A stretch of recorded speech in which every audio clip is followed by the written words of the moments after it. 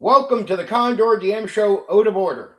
Tonight I'm covering Empire of the Petal Throne, Techamal, Clans and Temples, a world made before there was a game for it, made before Dungeons and Dragons existed by a person known as Mar Barker, or you might say M-A-R Barker. Welcome. It's going to be a fun night. It's fantasy mixed with sci-fi. Very challenging game. Popular as in liked and respected, just not popular in the idea that it was played a lot. Unlike Dungeons and Dragons, which is like a generic game, as you know, where you can play it your way, a lot of games outside of D&D was less about you playing the way you want, and more about you adapting to the play style that the designer set for the game. And for this world, it was very specific, right? Now, you know the deal. We got 10 minutes of just letting people roll in for Empire of the Petal Throne. It's going to be a good night. It's going to be a great night. It's a unique game, and it should be sold, sort of, promoted again. And I think people should try it again. Altogether, I ran it for a short time, for 2 weeks, ran a lot of sessions, really felt I learned it, and then ran it for 4 months. It's just hard to get people to stick to a game like that because it's less about you doing your thing. Hey, Craig, what's up, buddy? Greetings from Wales, as always, Craig. Welcome. This is going to be a good night. This is going to be a night. I think you're really going to like this one. It's a well-respected, setting. You got to think of Techamal like a setting before a game, right? And it's a mix of sci-fi and fantasy. Clans and temples are very important to the game. Techamal is a world created before Dungeons and Dragons even existed. Not many people wanted to play it that long. It's more respected for what it is. Almost, I haven't heard people in the hobby disrespect this game, but unlike D&D, where Dungeons and Dragons is like a generic game where you can sort of make of it what you want, a lot of games outside of D&D was less about you making of it what you want and you adapting to it. I mean, it's sort of true for almost every game, uniquely outside. Palladium would be an exception. But World of Darkness is a game where you're meant more to adapt than just to play it exactly the way you want. So, in a game like Empire of the Petal Throne, it's about culture, unique. Oh, would I say it's the first? Well, because the world, not the game, but the world was made in the 1940s by Mar Barker, or M-A-R Barker, you'd have to say it's classified as the first sci-fi. It has to be. Even like it, regardless to when it came out exactly, the world itself was designed way before Dungeons and Dragons even existed, before tabletop role-playing games existed. It just adapted sort of like a, Dungeons and Dragons, like early rules of Dungeons and Dragons were adapted to make it into a game, but it's really about playing the world and adapting. Outside of D&D or Palladium, there weren't too many games where you just play it in a generic way the way you want. I would say, yeah, Craig. Yeah, definitely. If you classify the world already being made in the 40s, it's the first. It is outright the first, right? And it's like looking at ancient tech. Magic isn't magic, but it is. Ruins are more than just ruins. When you think of depth, this game is depth, like really, really deep. But it's more like the world is deep that you're walking into. Like I say, a lot of games outside of Dungeons and Dragons and Palladium games, and even some Palladium games were more you adapt to them than you just play it the way you want. But realistically, a lot of games outside of D&D were more you adapt to what the game is rather than you just make of it what you will. Though many people, just by habit, straight out habit, play games in a way where they just played it the way they wanted to. Because it's true, you're a game master. You have a hard time just getting players to read a certain thing to come into a game. Well, imagine them having to understand like the lore dump for Techamal, the Empire of the Petal Thrones. Even the DM doesn't always read through everything. So a lot of people don't, given the designer's opinion, I'm glad we're starting 10 minutes early, given the alarms going off.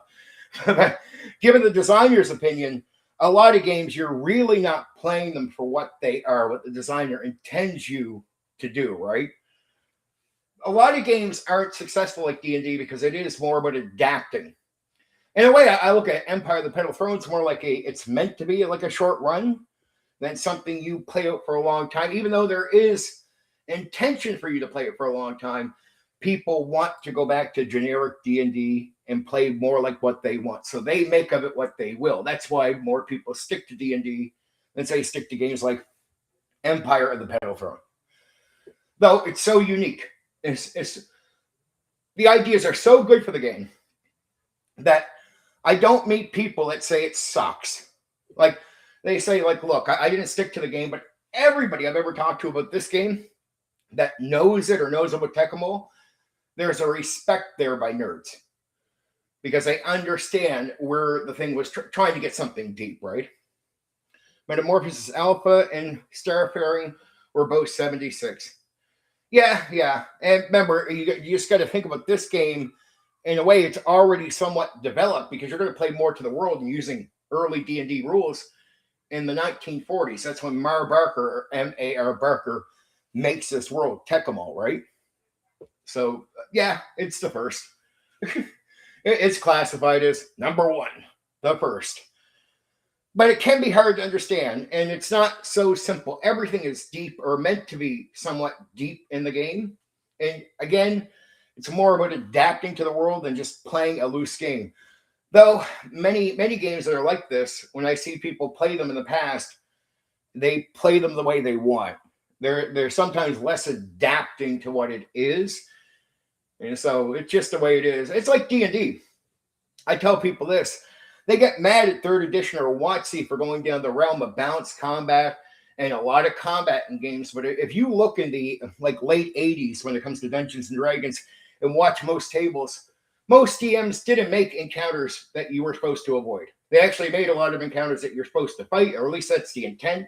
So in a way, TSR DMs and players, without reading all the material, were already running and playing games in a similar way that you see WotC doing. So I wasn't totally shocked when 3rd edition came out with the idea that you have balanced combat, and combat is something you're maybe aiming to get into in the game.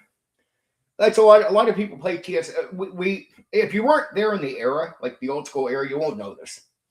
But a lot of people, without understanding the survival factor of D&D, ran it like if you were to see possible encounters, that's an encounter. Go fight it. Like not all the time exactly. You had to be somewhat careful, but there was a lot more, here's a fight you could fight and win, right? A lot less dragons out in the field type of thing where you're supposed to avoid it. So when you look at WotC gaming, it's not too far off of what people were actually doing. Like not everyone, but a lot of people, right? So I wasn't shocked by it. I didn't do it that way, but I understood the mentality because I watch other DMs and players. I'd be like, what are you guys doing? That's like, I mean, you have balanced combat. Like, is there any, how are you doing this? Is it about survival? But no, you'd watch another game, or I'd even get into another game to help out a friend or something. I go into their game and I realize before WotC existed, I'm already running around the game where the DM is actually putting encounters in front of us that we could actually have a go at, right? So, but Empire of the Petal Throne. A lot of people played it the way they wanted. A lot of people didn't play exactly as the game was meant to be, and it didn't last long. It didn't have an extreme popularity as far as playability. And another hard part about Empire of the Petal Throne, it just took some time to get into. Like you had to get used to really running it well, regardless of it just using D&D rules, because you have to adjust the Tecmo of the world. And it would take a bit with the lore and understanding of the game for players to get in. So it's not an easy game to get into exactly, right? Even though, again, you're thinking it's using early D&D rules, wouldn't that make it easier? No, because you really have to learn about the world and then adapt. The DM has to adapt to how they run the game to that world to make it a real thing. And then players have to adapt at how they play to match the world and what it's after, right? And that's just so true. That's the designer intent when it comes down to that world. I sort of understood it. We're just about there. Actually, I'd say we're pretty much there for the start of this. It's going to be fun. I mean, this is going to be the history. Then I'm going to get into how to run this game. I think people should pick this up and try it. Straight out try it.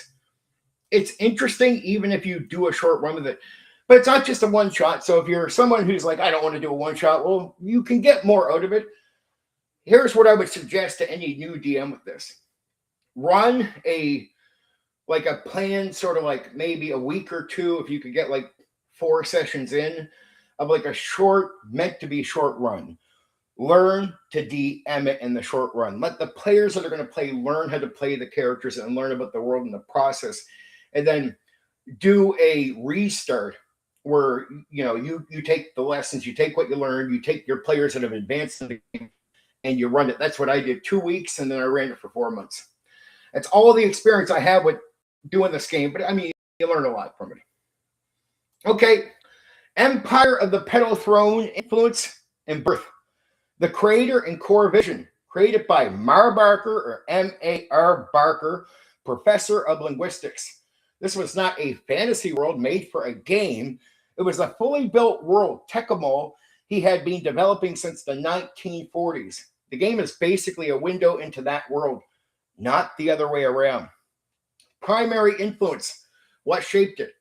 Non-European cultures, inspired heavily by ancient India, Mesoamerica, Aztec, Mayan vibes type of thing, Middle Eastern empires. This is the key difference. While Dungeons & Dragons leaned on token plus medieval Europe, Empire of the Petal Throne went completely sideways culturally. Result, strange social hierarchies, complex etiquette systems, alien feeling civilizations that still feel real. Linguistics and constructed languages. Barker was a linguistic first. He created multiple full languages for Tekkamol. Cultures were built the way real cultures evolve. Language, society, religion, politics. This gives the setting a level of depth most RPGs don't even attempt, because he's just a really well-educated guy about history and what he's doing. Most people just simply don't have this type of education to even make something like this. And remember, he's making a world. I don't know if he was exactly making the world for the game, maybe as a writing tool, but he turned it into the game. Pulp fantasy and Sword and Planet. Influenced by older pulp works, pre-token dominance. Think Weird Worlds, Lost Civilizations, alien creatures mixed with fantasy. Not clean good versus evil, more strange, layered, and morally gray. Early Dungeons & Dragons mechanics, published in 1975 by TSR, uses a modified early D&D framework. Classes, levels, combat structure similar to early D&D, but layered with social rules, clan systems, religious obligations. Birth of the game. So that was the influences. Here's the birth of the game. Pre-game development. Barker had decades of world building done before RPGs even existed. When D&D came out in 1974, he basically thought, this is the system I can use to finally present my world.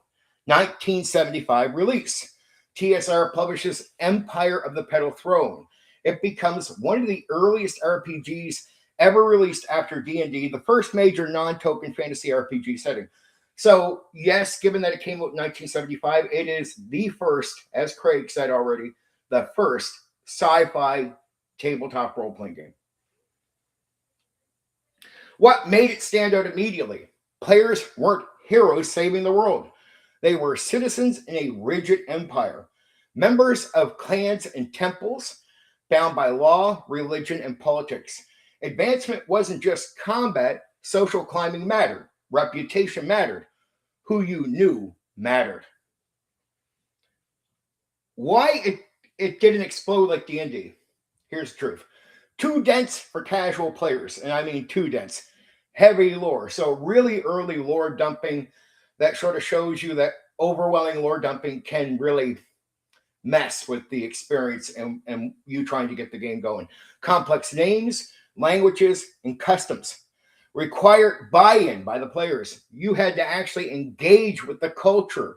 Meanwhile, D&D offered fantasy entry, familiar fantasy tropes. Remember, generic, it's a lot easier to jump in and make of it what you will. This game is more about adapting to the expectations of the person making the game. So you're meant to play a certain way. It's if you play it freely, you get away from what it is right away. A lot of games are sensitive like that outside of D&D, outside of Palladium too. Palladium's more free, play it the way you want. But a lot of games, like this game, like this early game, the designer has intent. And if you just play it the way you want, it's so easy to get away from the experience the designer is trying to give you in this game. This is one of the earliest setting first RPGs ever made. It proves early on RPGs didn't have to be token clones. It set the blueprint for deep lore settings, culture-driven gameplay, living world design. So that's the influence and birth of Empire of the Petal Throne. Now, you guys know my system here. We go straight into, so now you get an idea of what the game is, what it was influenced by, what was made, and, the starting of the game. As Craig said, and I'll repeat, it is the first sci-fi tabletop role-playing game to ever exist, as far as if you count Dungeons and Dragons as being the first official. There's a lot of talk about what's really the first tabletop role-playing game, but if we just count D&D as the first, this is the first sci-fi ever tabletop role-playing game.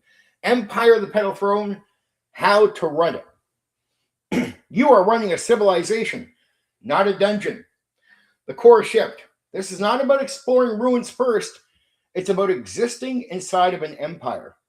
Players are clan members, temple affiliates, citizens with obligations. Your job, make the world feel like it functions without them.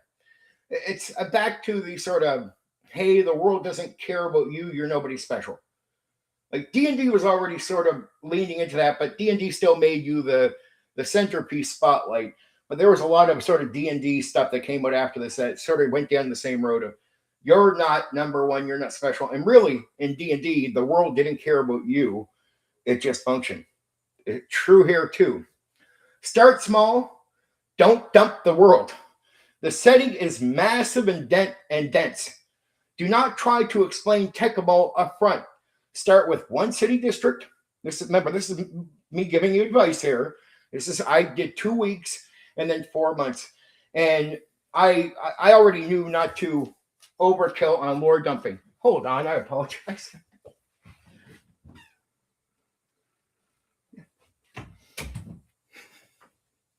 Sorry. So again, remember, this is about giving you advice. So when you start with this, you don't lore dump at all. You want to give it out gradually. Thank you, Cooperative Waffles. I hope you do enjoy this one. If you're not around the whole time, pick up the replay later. This one is worth it. This is a game I want people to try now, because it was a game, didn't have a big spread, played a little bit, dropped. I'm not saying people should run long, year-long campaigns, but damn, if I could convince some people to run this for a few months, this is worth it. This is deeply worth trying out. It is, as Craig said, and I'll point out, the first sci-fi ever in a very unique world. So you start with one city district, one clan, one temple, a handful of NPCs. Let players learn through interaction, mistakes, social consequences. Like most games, you don't want to overkill with lore dump. You give a little bit up front, you lore dump on a little bit, and then you let them learn about the game as they go. This is something I took back to D&D, even to my own homebrewed worlds, not to make up a bunch of stuff and then just unload it on players right away. This was a great way to learn stuff like that early. Cool. Okay. Clans drive everything. Clans are not flavor. They are the core gameplay engine. As GM, track clan status, favors owed, like pressures, Eternal politics. Use clans to give missions, create conflicts, gate opportunities. If players ignore clan politics, the world pushes back on them.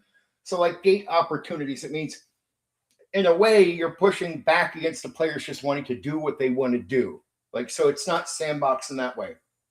In a way it is, in a way it's not. Like it's sandbox to a degree, but you need to adapt to it. So it's like sandbox with tight walls. Social status is a mechanic in this game. Rank matters constantly. Rank matters constantly. You should always be asking who outranks who is allowed to speak. Culture and social rules here are very important. Who must you obey? Enforce formal greetings. So specific role play is really required here. Something not really pushed in D&D in the same way. So very formal role play. You're in a, that type of castle Falkenstein. It's not as strict as Castle Falkenstein, but it definitely leans into it. So formal greetings, protocol, consequences for disrespect. You don't just freely say what you want to people, and if you cross a line, man, there's a price to pay for that. This replaces a lot of the combat-first gameplay from other RPGs because it focuses right out of the gate on role play, culture, makes it important. If you're someone who just wants to run dungeons and you don't like doing social interaction in the game, even as the game master, this game is not for you. You have to be okay with social interaction being a big part of the game. So you got to be doing that. If you're someone who told me I do the game in third person, I'm like, well, you can't run this one. You're out right away. And I'm not trying to disrespect people, but social interaction is deeply required in this game. Information is controlled. Knowledge is not freely available. As GM, limit what players know, right? Again, this way you don't get a lore dump. They can learn these things in the game. Use rumors, partial truths, misinformation on purpose. Players should discover how the world works in the game, not be handed explanations. So on top of there not being a lore dump that will overkill for players, DM is different. The lore dump is going to hit you hard, and you got to sort of take it in and learn this game before you really dig into it too far. But on the player's end, the lore dump doesn't have to overkill, but you do got to get some reading on that first city, the first temple, the first clan. So there's a bit. But there is a reason to actually hold back because you're sort of meant to. Religion is active, not background. Temples, and this is a very important part of the game, are power structures. Run them like political institutions, employers, sources of authority. Use religion to assign duties, create moral dilemmas, introduce conflict between factions. Combat is not the default solution. It's true about D&D too, but especially here. Fighting is dangerous, often politically messy because you can get yourself socially in trouble for getting into combat. Many problems should have social solutions. It's like instead of like survival, like you go into a dungeon and you avoid combat to survive, here you're avoiding combat to socially survive. So there's a survival aspect, but social here is very important. So getting by on that social end is very important. So many problems should have social solutions, strategic solutions. When combat happens, it should matter. It should have consequences beyond hit point loss. Now, you've heard a lot of it, like you've heard me say stuff like this about other games. It's just true. This game, though, influences a lot of later games that have these principles. NPCs are not generic. They're important. NPCs represent social rank. They're there to actually represent what this is, the culture and everything. So they are vital to the game, how you present and run NPCs. Again, this is why social interaction is so important. So NPCs are not generic. NPCs represent social rank, cultural expectations, political positions. Each important NPC should have a role in society, a reason to interact with the players. So it's not hard to come up with why the NPCs would talk. You're usually going to have it like in the game, why they would talk. You won't have an issue with this. So some parts of DMing, you got to be willing to perform. It's not so hard to come up with a reason to perform. So, and they should have something they want. Always. There's always something the NPC is after from you. Culture is the game. This is a big one. As GM, constantly reinforce customs, taboos, etiquette. Examples: who speaks first? Who can touch what? What actions are offensive? Players should feel like outsiders learning a real society. So it's not just the players, they're characters. So you can sort of play off the characters like they're ignorant to the world they're walking into, which makes it, again, a lot easier on players. So as much as players got to learn, once they're into the game, they'll realize it's a lot easier taking in, but you still got to be careful. It's like, but it is a learning game. You can screw this up just like D&D.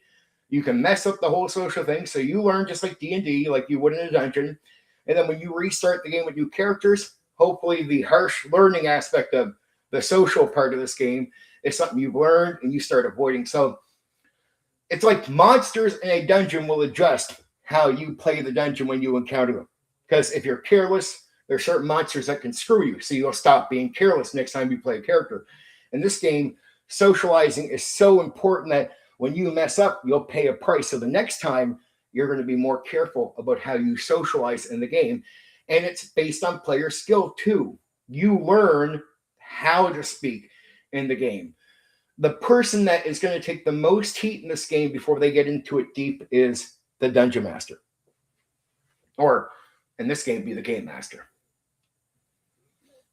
Reward social success, not just combat.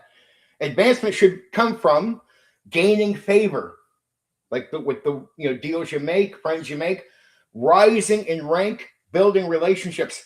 Give players titles, access, influence, not just loot and experience points.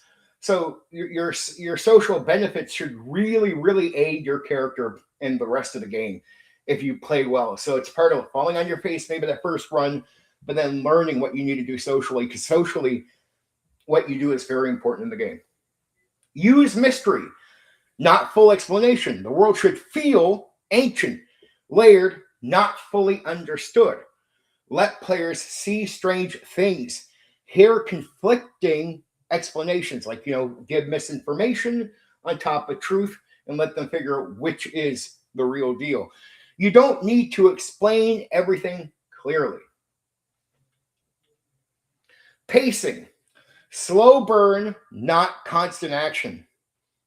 Again, this is a game that can turn off some people because of the pace of really playing this game, where social is so important. You're not really running around dungeons the same way you would in a D&D game. So pacing, slow burn, not constant action. This game works best when events build over time. Relationships evolve over time.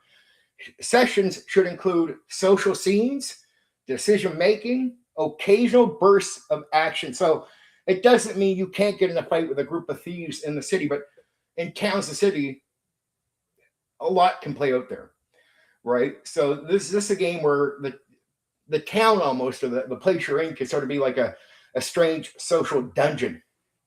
Bottom line, you are not running a dungeon crawl. You are running a living, breathing empire. Everything revolves around status, culture, obligation, and consequence.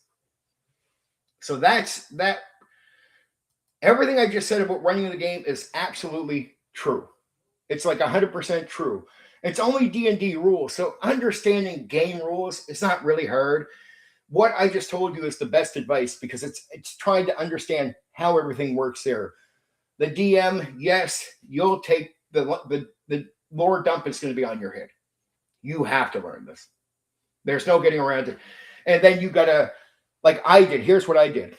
2 weeks of a lot of sessions, short run on purpose, because I wanted to make sure I could run this game because of how social it was. Like, it wasn't like just a constant, action-packed type of thing. And even the action, you don't do a lot of action that you're meant to avoid other than socially. So it's not like fights where it's like it's the Minotaur and you're level 2 and you shouldn't fight them. It's more like even fights that seem like you can win, you still might not want to fight in this game, because it can socially screw you for fucking with that group of thieves or doing something in that vein.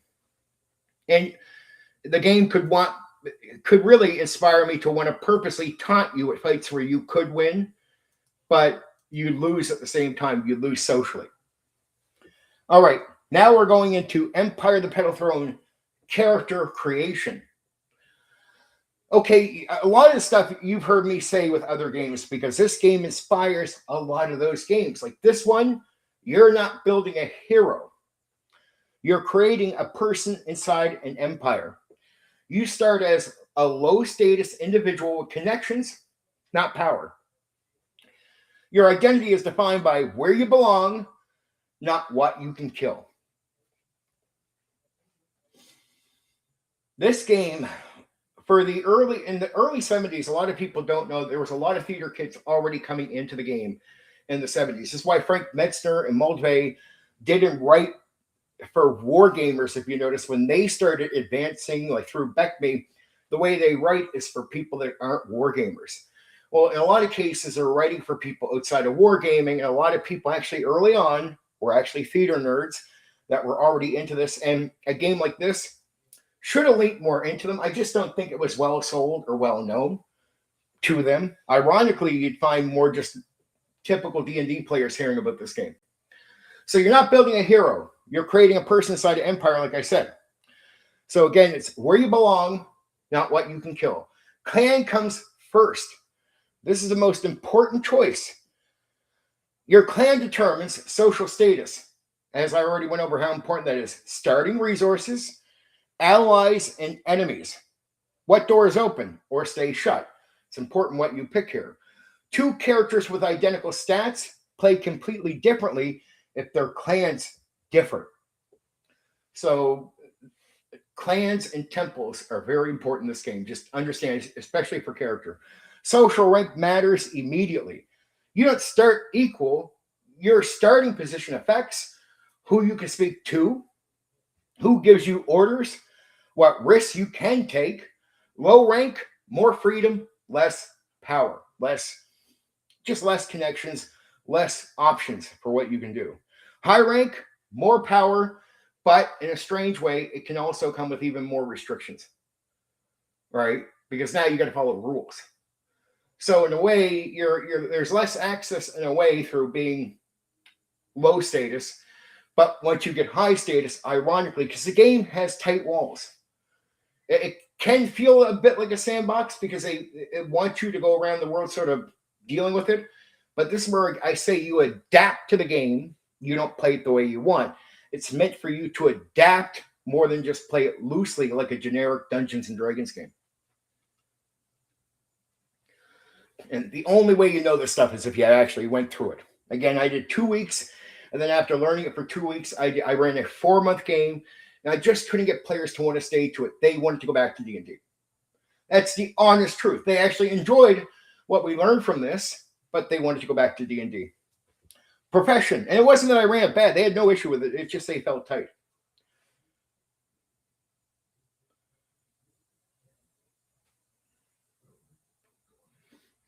Okay. Well, if you're listening there, Cooperative Waffles, it's a bit of a sandbox, as in you're not directly on missions right away.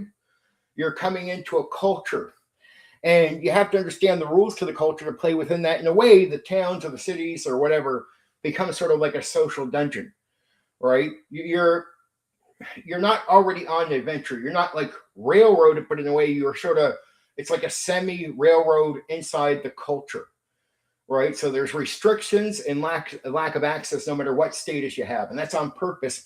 That's to tighten the sandbox around you. So it's like a sandbox. There's a bit of freedom, and you're not just directed right away, but in a way you are directed. So you can't just generically play like it's D&D. You are meant to adapt to the culture, to the feel of the world, instead of just freely playing it and somehow hoping through that the feel is given to you. If not, you're just playing a generic D&D game in a unique place. It might as well be a D&D setting, not a separate individual game, right? The reason it's different than D&D is because it's not like a Dungeons and Dragons sandbox. And it means players need to buy in. So this is social contract stuff. This is stuff you clearly communicate to players before they get into the game, so they don't come into it trying to play it like it's generic D&D. They have to buy in. You have to tell them there's limits here, and just be upfront. Just get them to respect what it is and get them to play to it. That's adapt as players. That's what the game wants you to adapt as players, not go against the thing. Like in D&D, in a sandbox, you might not like the thing I put up in front of you. So you're like, I don't like that. I'll go do something else. Where this game is saying to you, it needs you, the player, to initially buy into, you lean into the rules of the world. And if not, the rules of the world have consequences. And if you do mess about, it gives me all these consequences I have to lay at your feet, right? On purpose. So profession is class here. It's secondary to society, right? Yes, there are classes, warrior, priest, magic user, etc., but they do not define you the way they do in Dungeons and Dragons. Your role in this world is clan plus temple plus connections first. Class is secondary. It's almost like having a secondary skill. And it really makes you play to the clan and temple and connections more than you'll play to the class in a dungeon type of setting, right? So it really, class really does feel secondary in this game.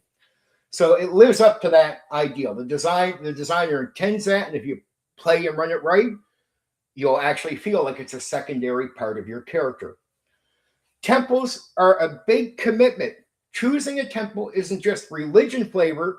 It determines powers for priests, duties and expectations, allies with religious hierarchy. Temples can advance your position socially, which is important. Drag you into conflict. So it can, again, what you choose here will sort of give you an idea of the type of adventuring or conflicts you're going to run into. This is what sort of opens the door on top of creating restrictions. Skills and abilities reflect your background. Skills aren't just optimization choices. Oh, Philo, nice to see you. Greetings, my friend. All right, I hope you catch up soon here. Let me know when you are. I'm going to keep going with this. So skills and ability reflect your background. Skills are just optimization choices, or aren't just optimization choices. They represent what your character has been trained in, what their life has been like. Pick things that fit your place in society. Make sense for your clan choice. Remember your clan choice earlier that I talked about? Very important. So the combination of these things have to go together. You look at your options, and you just want to pick what plays to the thing that you're, because there's restrictions, either a lack of access with low status socially or restrictions with high status. So you really want to pick what plays to that, unless you want to be unique. And hey, a creative player, as long as they're willing to play within this bubble, can be as creative as they want, right? Like come up with ways that it might not be obvious to you something. That's always a good player can do that. But if you're someone who's just not hitting you, then go ahead and pick what seems to fit your access or lack of or what have you.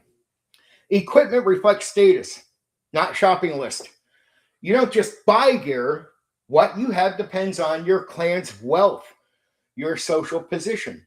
Higher status, better access to equipment. Lower status, limited options.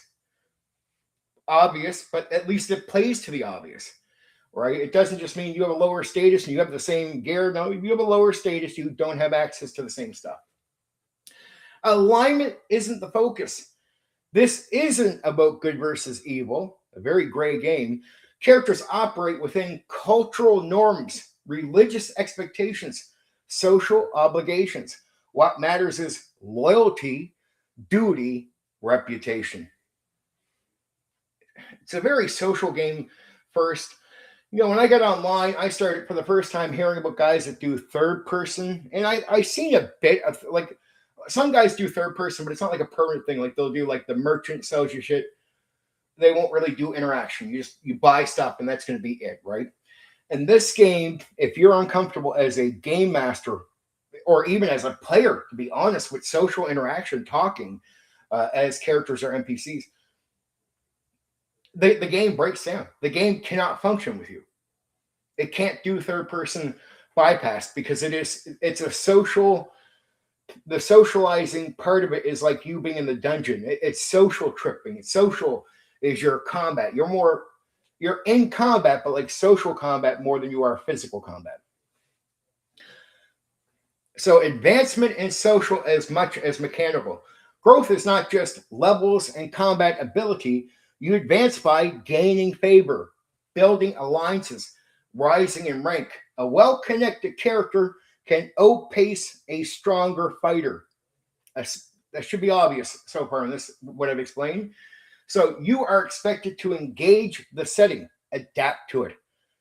That's why it is a bit of a, you're not on an adventure right away. You're dropped into something, but it's like a sandbox with tight walls, which it includes you buying into that, right?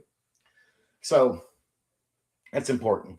So you are expected to engage the setting, not play the way you want, adapt to it, and play the way that it's sort of expecting. It's like you can break the rules, but and even socially go against things on purpose. But that should be you being creative, not you disrespecting the game. If you simply don't want to do a game like this, you should know about it and you shouldn't buy in. You should just not join it, right? There's an expectation that the game breaks down if you simply don't want to play to it at all. This is not a passive system. Players need to learn customs, respect hierarchy, pay attention to politics.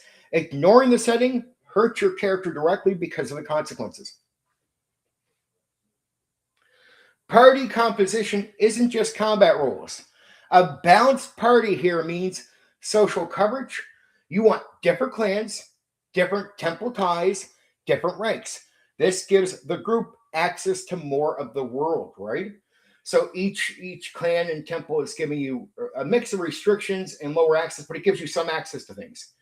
If you have a variety of people with these different clans and temples, of course, now you're opening up more things to you all the time. Mistakes are part of creation. You will not fully understand the world at the start. You're not meant to. So the first time you're making a character, think of it like D&D. It's a game that looks at it like D&D. It's okay to fail. It's okay to make the first characters and the game collapses. And you start again, and through player skill and experience, you learn, you come back, and you do this. Like D&D, you're going to go into it for different reasons. If you do enjoy this somehow, you go into this for the social reasons. I never met a lot of people that wanted to do repeat play on this. Again, I did 2 weeks, and then after getting players through that and learning, and me learning, we agreed to start a campaign. I did what I felt was to an end of a sort of plot, if you want to put it that way. So we did end a thing in 4 months, and we could have continued on, but the players wanted to go back to Dungeons and Dragons as is. Not because I failed, just because even though I'm doing good, it's just a lot of them didn't find this to be their cup of tea. And that's true. But every one of them, and every person I've ever known to know about this game, every nerd, I've never heard a nerd say, the idea of this sucks. There is an automatic, it's almost like 100% of people that know about it respect it because they like the creativity, they like the depth, but they go, I can respect it. It is unique. It is amazing that a guy who knows linguistics made this fucking realistic world. It is nerd out. They get a nerd made it just like them. But it's just, for gameplay, it was something it took getting used to. Again, not a lot of people wanted to repeat. So the mistakes are part of it. You will not fully understand the world at the start. That's expected. Early play involves learning through errors, just like D&D. Adjusting how you act socially. Now, you can adjust as you're learning early on, and the more you're willing to buy in, you can actually get through the early on stuff. We did a small story or a small plot, if you want to put it that way, in the 2 weeks and completed it. And I felt like we completed it. It wasn't like the players completely failed, but did they fuck up a lot on the way to the end point? Yeah, they didn't have the success they could have had if they knew more about the game. Bottom line here, you're not building an optimized combat character. You are building a person navigating a complex empire. Success comes from position, relationships, understanding the culture, not just stats and combat ability. It didn't mean you wouldn't end up in combat, and that stuff could matter to a degree, but it wasn't the overarching thing that mattered because there wasn't that much combat. There's a limit on all these things, right? But they could matter. And of course, when you finally get into combat, then you'll feel like they do matter, right? Of course. Now we go into setting. Right, the rhythm I cover these games, but setting here is really important. Empire of the Petal Throne setting, the world Tecumol. The game takes place on a distant, isolated planet called Tecumol. It's not standard fantasy. This is science fantasy buried under ancient history. The world has ruins of advanced civilizations, forgotten technology treated like magic, creatures that feel alien, not mythological. The core empire focuses on here's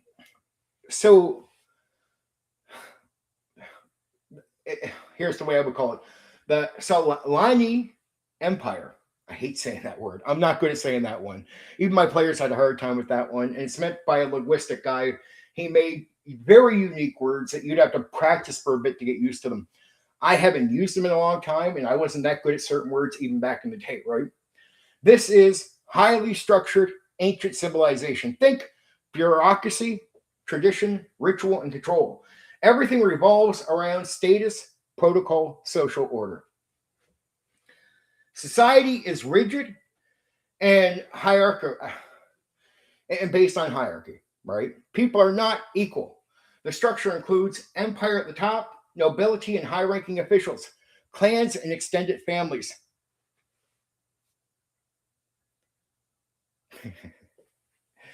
Clans and extended families, common citizens, and lower classes. Your place in the structure defines your life and even your options. Clans are the backbone. Clans are everything. They control identity, loyalty, opportunity. Clans provide protection, advancement, obligation. This will say, it's almost like it's going to create the adventuring part for you. Like once the game master or the DM or whatever you want to call the person running it understands this entire thing, it starts developing what adventures are going to be, what you're going to be doing, your missions. So just like it's teaching players what they got to do.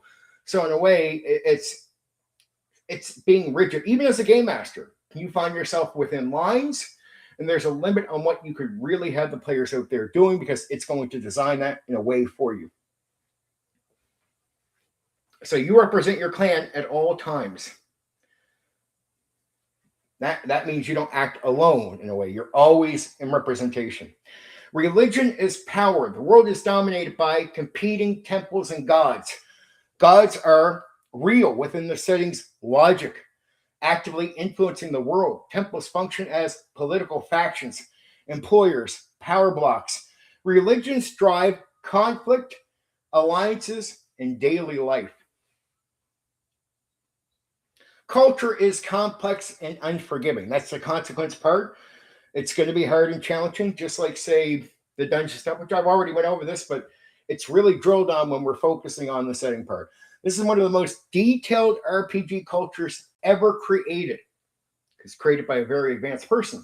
Expect formal etiquette, strict social rules, taboos you can break without realizing it, examples of importance. You greet someone. Who speaks first? What behavior is considered disrespect? Mess this up, there are real consequences.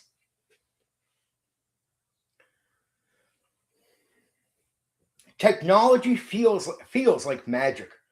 The world contains ancient tech from past civilizations, but most people don't understand it. So it appears as magic, relics, strange devices. This blends sci-fi and fantasy in a seamless way, right? It's going to blend the two as if, in a way, the sci-fi is fantasy. It's not exactly that. Non-human races feel alien. Races are not fantasy reskins. They are truly different in mindset and biology. Interactions are less predictable, more culturally complex. They feel like foreign civilizations, not just monsters, or even allies. The world is old and layered. Tecumseh has deep history stretching back thousands of years. There are ancient lost empires, ancient wars, forgotten knowledge. The present world sits on the ruins of multiple past ages. Conflict is political and cultural. War exists, but it's not the only driver. Most conflict comes from temple rivalries, clan disputes, social maneuvering. Power struggles happen behind the scenes as much as on the battlefield. Exploration is different. You don't just explore the wilderness, you explore social systems, political structures, ancient ruins tied to history. Discovery often means understanding how things work. So you got to learn before you really start taking something in. The tone of the setting. The setting feels rich, dense, alien, but structured. Not like you know there's something there. It is organized in a certain way. It is not light adventure fantasy. It is immersive, cultural, and often unforgiving. Bottom line here, this is not a token style world. This is a fully realized alien civilization with deep history. Everything revolves around culture, status, religion, already said this, obligation. The world doesn't bend to the players. Players must learn to function within it. This is about adapting. It's something I drilled on players early on. I think I should drill it here. So if you ever go to play this, I want you to understand as players, your game master, if they do this right for you, they need you to buy in, and you'll break this game if you don't buy in. If you go in like it's a sandbox and I do what I want, go play D&D. I'm not even trying to insult people. You might as well play D&D if you just want to do what you want. That's what that's made for. This game is made for you to have a certain experience, and if you don't want to do that, there'll be consequences. It means you'll be smacking up against the wall the entire time, and it won't be any fun. So if you try to play as freely as you want, you just end up, you might as well play D&D. It is, again, it's using D&D rules, but it tightens it up because it's less about the game being different than D&D in a way. The game, I guess if you want to look at it in that way, is the experience within playing within the world, adapting to it. So Empire of the Petal Thrones, what I would say it does better or different. Culture is the core gameplay, not just flavor. And it's first. Remember, there's a lot of games like this that come later, but this game proves to designers that it can be done. So the reason you get stuff inspired by this very important game, because a lot of games follow suit on this, it's proving to people that don't even know you. So they don't even know you can really do this stuff for sure. It's all at experimental stage. It comes out in 1975. So it's experimenting. But what it's proving to later designers is, guess what? Here's what you can do. Right? And maybe here's what you don't want to do in some circumstances, depending on how you see this game. But it's an experience worth having. So most RPGs, culture equals background dressing. This game, culture equals mechanics. Remember the social mechanics we've been talking about? Your success depends on knowing etiquette. If not, you face the consequences in the game. Knowing etiquette, understanding hierarchy, acting correctly in social situations. All stuff you see in later games probably wouldn't be so well explored in later games if it wasn't for this game. That's how important this game is. So it deserves respect for that reason alone, right? Because a lot of cool things that come later, you might not have had designers even try the stuff. They might have thought D&D is it for a long time and not even lean into this stuff. This proves, even if not perfectly, that this stuff can be done, right? This is something even Dungeons and Dragons never fully commits to because it's generic. It's meant for freedom. It breaks the token mode completely. So it gets away from token. Early RPGs mostly follow European medieval fantasy. This game goes in on a totally different direction. You get non-European inspiration, strange social systems, unfamiliar world logic. Result, players cannot rely on fantasy instincts. And you got to understand, later designers were not like linguistic teachers. So it's for the average person that's like making games later, what they learned from this educator in this world is amazing. You just got to think he advances ideas that people probably wouldn't have even thought to even use or try in some cases. So result, players cannot rely, I said, on fantasy instincts. Okay, so this is social advancement matters as much as power in this game. In most RPGs, power equals combat ability. Here, power equals position in society. You rise through rank, reputation, relationships. A weak character with influence can be more effective than a strong fighter. Another point I made earlier. But this is a part where I'm talking about what makes it better or different. It's unique saying, here's a character who's weaker overall, but realistically with connections, they're stronger in a game like this. Go away. Get going, kid. Okay. The world exists without the players. So it's a game that the world is going to function and be what it is without consideration of you. You're not the heroes. You're just people in the world, and you're not special. That's the way the world's going to treat you. That's the way the game master is. And it's implied to the game master to treat you like your background more than you are the stars of any show. Many RPGs bend around the party. This game does not care about the players. The world has its own rules, keeps moving, and forces consequences. Players must adapt to the world, not expect it to adapt to them. Remember, again, this is about adapting and buying in, not you doing what you want. Information is not freely given. So this is where you can get tricky. As a game master, it's okay to have NPCs providing misinformation on purpose because, again, it's a social dungeon rather than a dungeon. So the gameplay is in this part of the world. So misinformation, confusion, mixed with truth, mixed with statements of truth, and you trying to figure out what is true, what is lies, what is misguidance. That's on you. Okay, information is not freely given. Like I said, most games give players clear information. This game withholds it on purpose.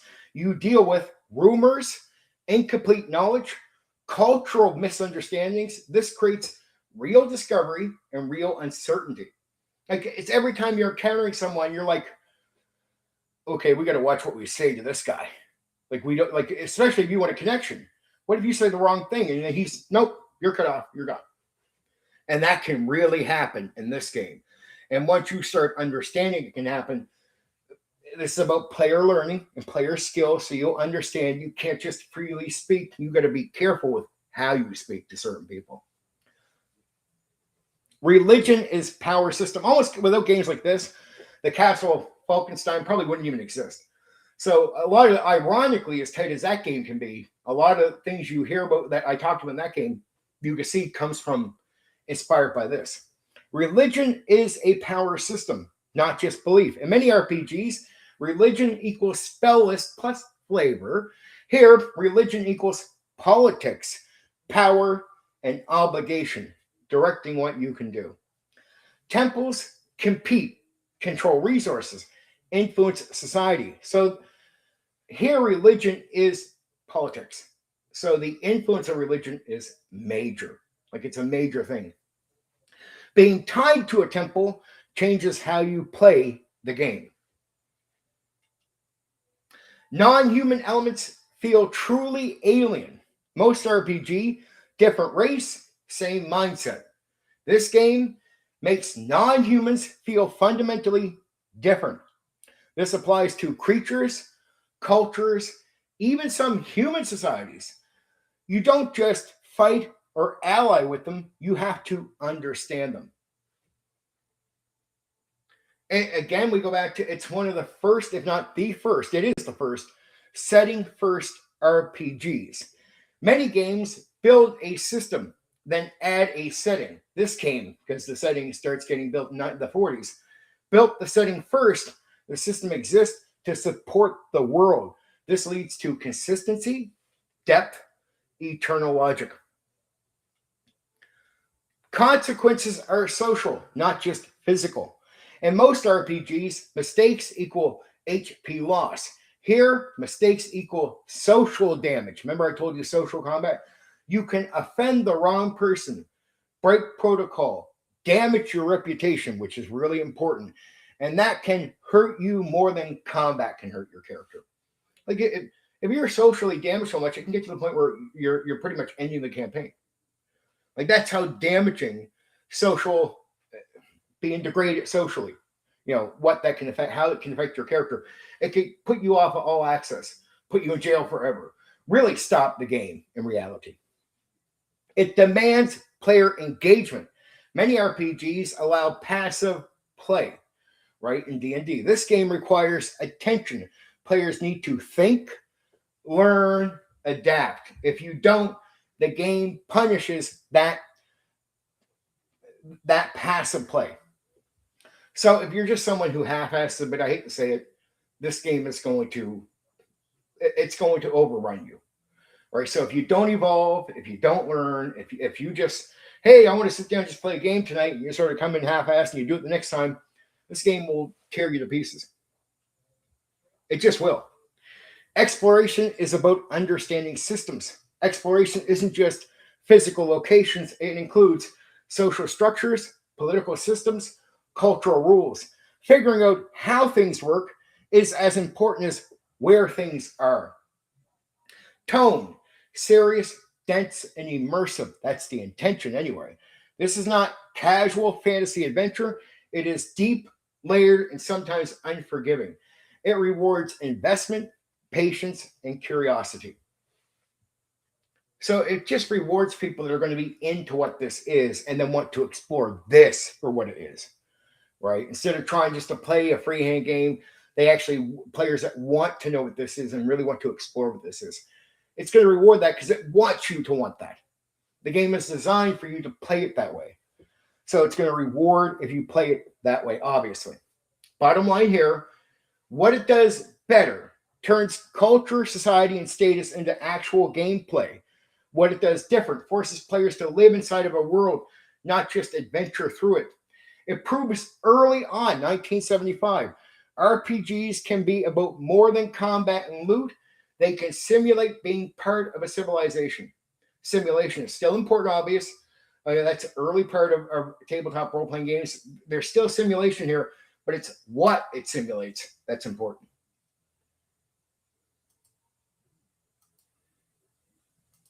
Okay.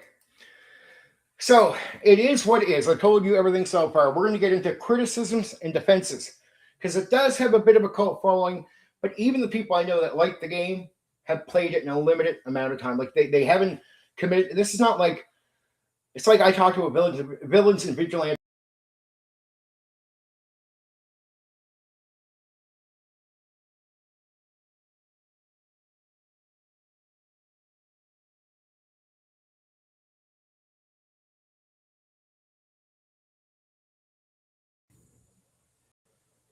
Craig or anybody here, if you do notice I have any blurps in the communication here, just let me know. Okay, so criticisms and defenses. Villains and Vigilantes, what I was saying there is a game where people will continuously go back to that game. They'll play it a lot, like hero games and Star Wars. They'll play it a lot, go back to the game multiple times. People that are true cult following fans of this game, they don't play it as often. It is a game where they played it a fair amount more than other people, but there is a deep love for it, not just respect for it. And so when I say fans of this, it's not like other tabletop role-playing games. So criticisms versus defenses. Okay. Hey, Wallace. Okay. So first criticism. Good. Yeah, I knew I was doing a little bit of a blurp restarting, but I hope that's the only one that where that happened. I hope I've been clean so far. I just repeated the Villains and Vigilantes thing where I was saying that game and other games.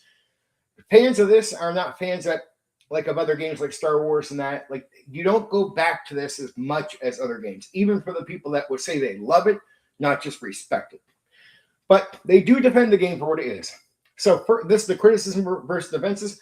First criticism, it's too dense and too overwhelming.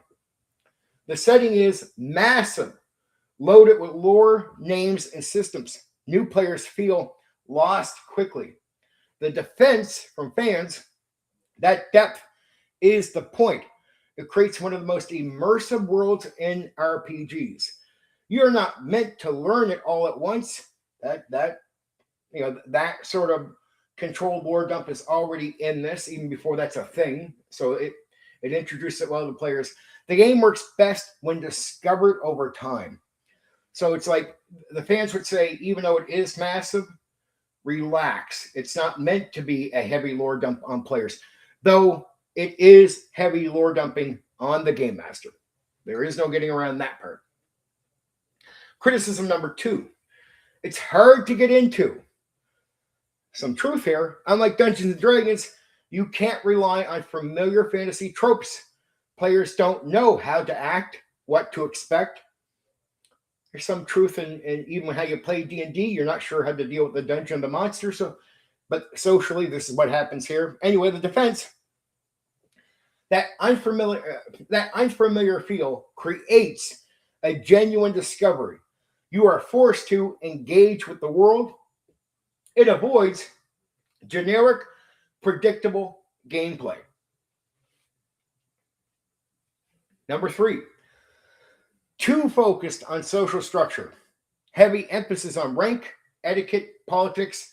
Some players want action, combat, and freedom. Here's the defense. It offers something most RPGs don't. Social systems that actually matter. Combat still exists. It's just not the only solution to the game. The setting, this is number 4, criticism number 4. The setting overpowers the system. The world is so strong that mechanics feel secondary. Some see it as a setting with rules attached. The defense, that's intentional. The system exists to serve the world. This approach creates consistency and depth. It influenced later setting-driven RPG design. Oh, Black Rose, hello. I'm just at the criticism part. This is one, Black Rose, where you definitely the first bit you do want to check out. It is what it is all the way through. So each part, from character creation to even game mastering, keeps leaning into the world. So there's some parts I got to repeat to make things make sense in the character creation part and how to run it. But this is a game I would love to see people give a short run to. Just a short run. Like, I'm not saying a one shot. No, you don't want to do it. Like, you can't do a one shot with this. You got to learn it. My advice is what I did, because I only did this one run. Well, the 2 runs, but it was like 2 weeks of a short whatever I put together, like a short experience where there was an end thing. And through that 2 weeks, if you can get at least, I would say 4 sessions. I did way more. I did like 10, right? Because I'm crazy. But I would say at least 4. The first 4 sessions really got me understanding as a game master what I had to know. And it really got my players to where they start understanding the difficulties and what they're in, like a sandbox with tight walls, right? But it's one where after the 2 weeks, we did a 4-month run. And it worked. But after we got to the end of the 4-month gimmick that I had planned, and we could have went further, everybody wanted to go back to D&D. But it's worth giving a short run to because you learn so much from this experience. Okay, number 5 on criticism. Too dependent on a good game master. Yeah. Requires a game master who understands the setting. So you got to take the big lore dump. And you got to be able to take it. Can present culture clearly. So all this stuff that the game expects you to do, the game master is doing. So you got to pull all this off properly by learning it. A weak game master can make the game confusing or even frustrating. Because now you don't even feel what the world is. It's not clear where it should be clear, even though there's already going to be things you got to learn. And now it's even more confusing if you get a game master not handling this right. That's true. And in the first 2 sessions, there was a little confusion with my players. I sat down, I was honest with them. I thought I understand things better. So by session 3, they were very happy at the end of session 3. They said, okay, that is much better because I learned my lesson in the first 2 sessions. Yes, it's really deep on getting it right, right? So defense here, true on the good game master thing, but the same applies to most deep RPGs. A good GM turns this into one of the richest play experiences available. It really is. Put it this way, my players said if it wasn't for me running it as well as I did, they wouldn't even stuck to the game for 4 months. So even getting them 4 months past the first 2 weeks and then going into 4 months, they said, like, look, if it was a little janky, after 2 months they would have been done. The reason they were interested enough to stay into the end of the thing, at least the little story they were on, or whatever plot you want to call it, the reason they were able to get to the end and complete it, that little part which we could have extended, was because I ran it good enough. But they said it's not me running it wrong. It's just at that point they wanted to go back to freedom and doing something else. It's like, we've had enough of this experience. We want to go back where fighting is a bit more like it's you can take so much of one thing for so long and then you need a break. And they felt like they needed a break. A break meant we're not coming back. That's the real truth of the outcome, right? So number 6 here, punishes players for not knowing the culture. Players can make social mistakes unknowingly. This can feel unfair or frustrating. The defense, that's part of the design. It's almost like going into a dungeon and the monster kills you because you're a new player who hasn't paid attention. It can feel so fucking unfair and cheap and just like, what the fuck? Well, that's socially what's going on here. You're having a similar experience, but it's socially you're getting fucked instead of in the dungeon by the monster. So that's part of the design. Learning the culture is gameplay. Mistakes create meaningful consequences and encourages attention and engagement, just like the monsters do when they're teaching you this in the dungeon. Say in D&D, right? Sign my Windows is caution. I live here. Good one. Okay, criticism number 7. Limited appeal compared.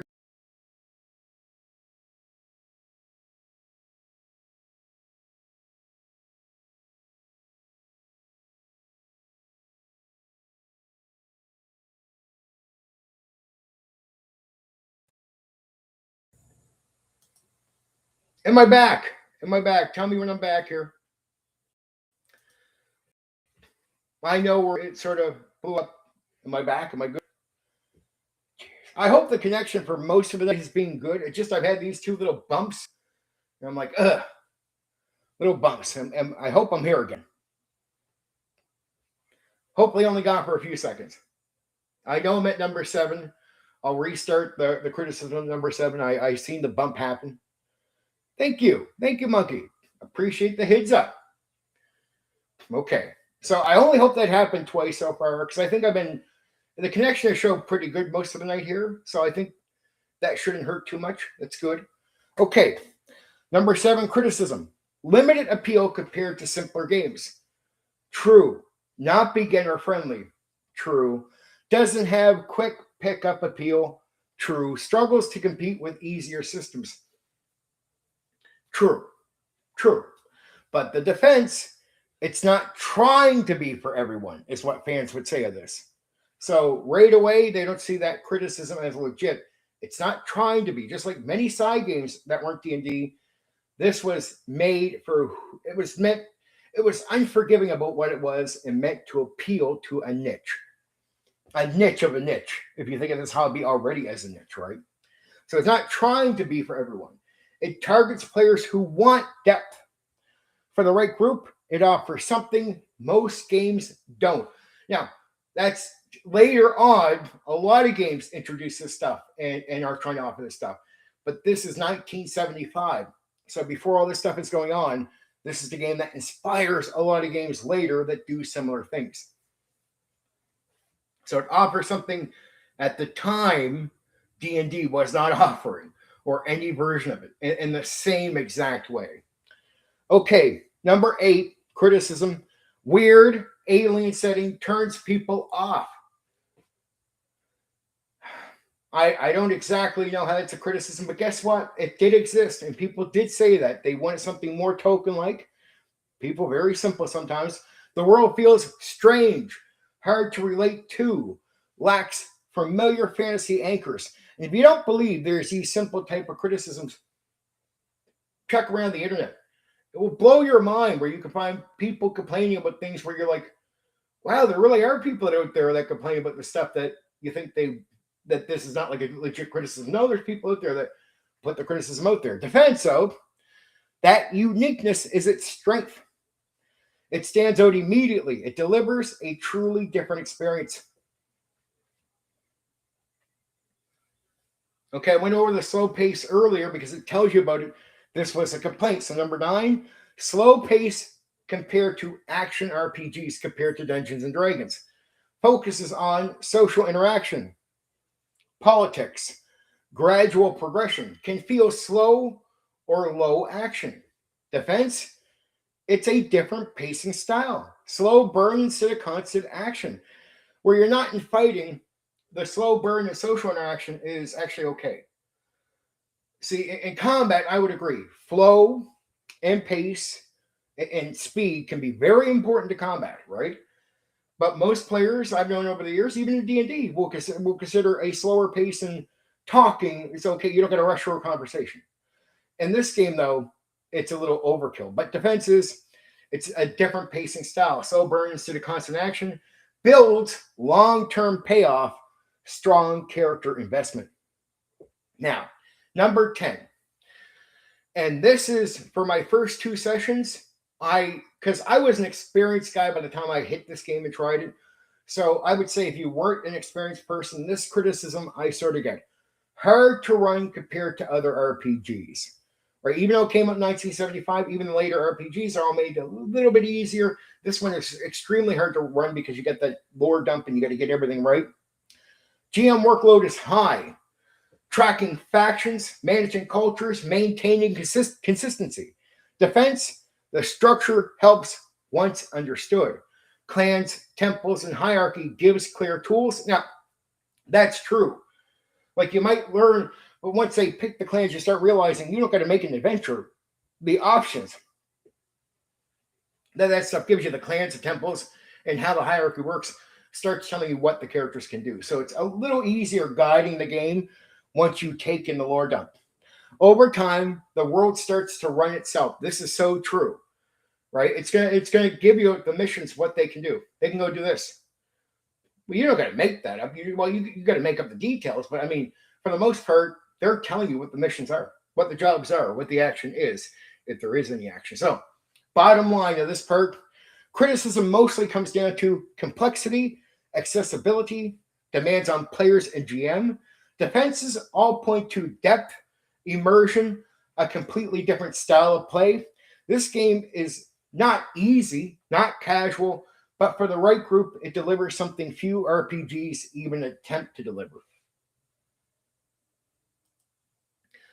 Now we get down to the final section, as you guys know. As you guys know my rhythm. Call of Cthulhu will be much different than this, right? And that's tomorrow night. But the reason if you've been watching a lot of these that I do, you've heard some of this stuff before in other games. Because this game in 1975 inspires a lot of stuff you hear about in later games. So you might have heard me say similar things about other games, but that's because as I started doing those games, I learned this game is the real inspiration behind a lot of stuff that you see later. Again, I sort of understand it because how many other designers are linguistic, educators? They're not.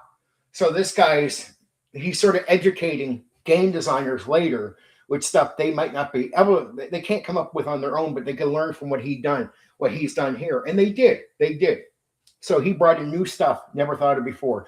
In 1975, first sci-fi RPG ever, tabletop role-playing game ever, and first focusing on socializing as a game, more than just like, say, Dungeon Crawls. It's 1975. So this is the first on almost everything outside of generic D&D. Worth mentioning, one of the first non-token RPG worlds. Early RPGs leaned hard into token-style fantasy. This game broke that pattern immediately. It showed early on RPGs didn't have to follow the same blueprint. So that's definitely worth mentioning. It came out right after early Dungeons and Dragons, released in 1975 by TSR. So TSR releases this. This makes one of the first wave RPGs ever. It's not some later experimental game. It was there. It was there at the near beginning, right? Tecmo was built decades before RPGs. Mar Barker, or M.A.R. Barker, had already created languages, built cultures, developed history. The RPG is an adaptation of that work, not a setting built to fit mechanics. Setting blends sci-fi and fantasy early. Long before it became common, this game mixed ancient tech, alien elements, fantasy structures. It does it subtly, not flashy sci-fi, more buried layers, but it is there. Clans and temples are practical tools for the game master to help do adventures. So in a way, once you take lore dump, you realize most of the game is going to build itself. It's actually, there's a part of it that's actually easy to game master once you take it all in, and it's performance on your end as a game master is always going to be the most challenging part. Just basically putting the consequences in, making the world work the way it does. But do you have to really write out the adventure? No, it writes it out itself through these things. So clans and temples are practical tools for the GM. These aren't just lore pieces. They are built-in adventure generators. You always have someone giving orders, someone causing problems, someone pulling strings. It does it all for you. Like, you don't need to make the pressures, make the adventure. It's going to generate it through the clans and temples. Names and terminology are intentionally dense. The language is complex, unfamiliar. This is not accidental. It reinforces the alien feel of the world.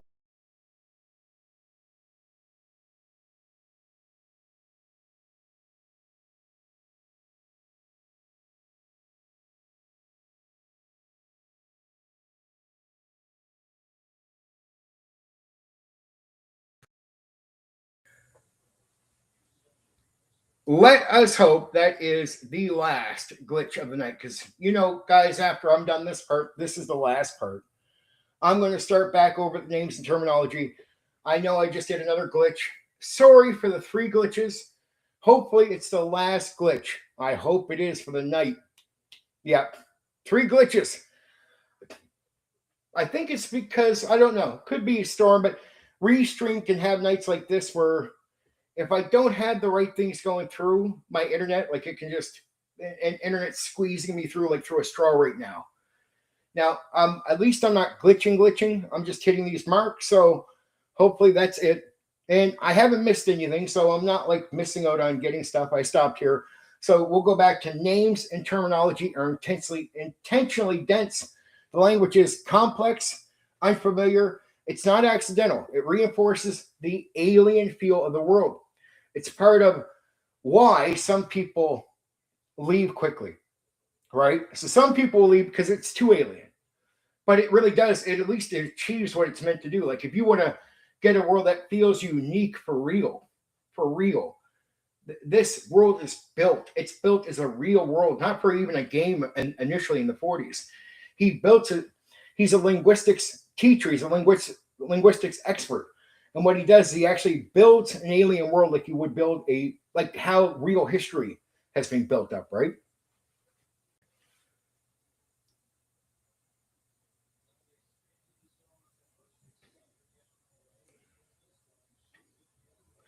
Both race and minor against the info being provided. Thanks. Burp just right. Oh, yeah. I get you. So this is the last couple of things here. It influenced deep setting, RPG design, later RPGs that focus on heavy lore, cultural depth, and really even the delivery to players only so much lore at a time. That was the smart move early on. It doesn't do heavy lore dump on players, just the game master, and it almost makes sense that you have to with the game master, but it purposely understands right away not to do that to players. So it's instead of something you had to figure out to do right later, This got it right. Limit lore dumping onto players. So heavy lore, cultural depth, political systems all follow a path this game helped define. Setting first design, cultural driven gameplay. It has a reputation as a thinking player's game. And that's right. Not about fast action, about understanding systems, reading situations, making smart social decisions. Players who treat it like a dungeon crawl usually struggle. But in the way learning like a dungeon crawl, if you understand from that point of view, that can be a little bit different. The Empire is not good or evil. The setting avoids simple morality. You are dealing with functioning civilization with its own logic and flaws. This creates more grounded, complex play. It rewards long-term play more than short-term campaigns. That's why I did the 4 months. It was rewarding in that way. The game shines when characters build relationships, and it did over the 4 months. Rise in ranks, get involved in politics. Short play misses a lot of what makes it work. So the 4 months that we did this was worth it. I never did it again, but actually being able to actually go through some of what this is saying right here, we actually did. Like I did that with players, and they actually said like it's really good. They didn't want to do it again, but they did like that first run. They didn't. That's why they stayed and finished off a certain part of the game, because that was actually interesting, right? So it's what kept them coming back. And I never had a single player miss a session for this game. So when we did enjoy it, it stayed hot to the end. That's another thing I'll give this game. Like when you get players that are into this, they might not play it for a year, not a long-term campaign like that. But if you're going to get them to play 4 to 6 months, most players really will come back and finish this off. It will be hot, but it will overkill once you get to a certain point. It often respected more than it's played. This is true. People respect this. Nerds respect this. I honestly have not met somebody in my life, not a nerd, who knows about this and has a bit of an understanding, who sits there and says it's garbage, because they realize so many games were inspired based off it, and they can tell this is a real nerds game. There's a respect. There's no reason to call this game crap, right? They might say like, look, it's not something I'm going to play, but I do respect the setting. It's deep. Like they get it. It's too much in your face good to sit there and say it's trash. Maybe somebody will come along after I do this stream and say, yeah, I thought it was trash. I just never met the person in my life that ever said this game is trash. So it's often respected more than it's played. And again, we only play for so long, so there's some truth even to the people that do like it. There's a limit. A lot of people know of it, respect what it did. Fewer actually run long campaigns in it because it requires commitment. That's true. Heard a lot of people try to start this, try to get somewhere, didn't get somewhere. I got somewhere. That's why I feel like I can talk about this, right?